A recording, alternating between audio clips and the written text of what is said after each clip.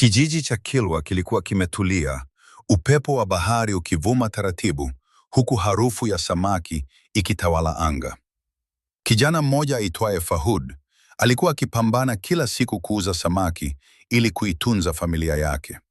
Aliishi na mke wake Zawadi, mama wa nyumbani, aliyekuwa akijishughulisha na vikoba, pamoja na watoto wao wawili wadogo.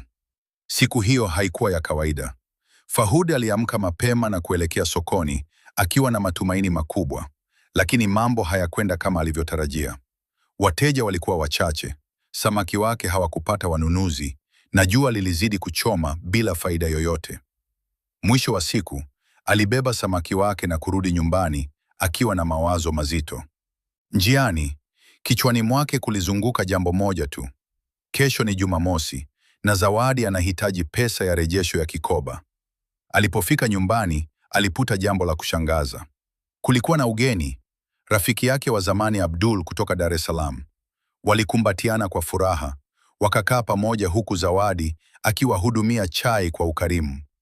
Mazungumzo yalikuwa ya furaha, lakini ndani ya Fahud kulikuwa na mzigo mzito wa mawazo. Baada ya muda, Abdul aliaga na kuondoka kwa gari lake zuri, akiacha ukimya nyuma yake.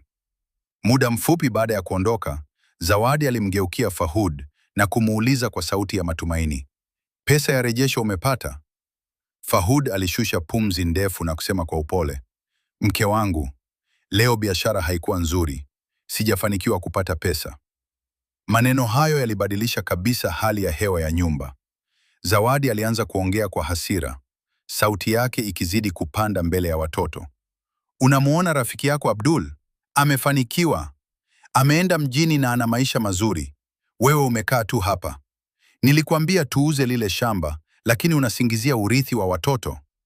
Fahud alishtuka, akamwangalia kwa huzuni na kuuliza, "Haya yote yanatoka wapi Zawadi?" Lakini hakupata jibu.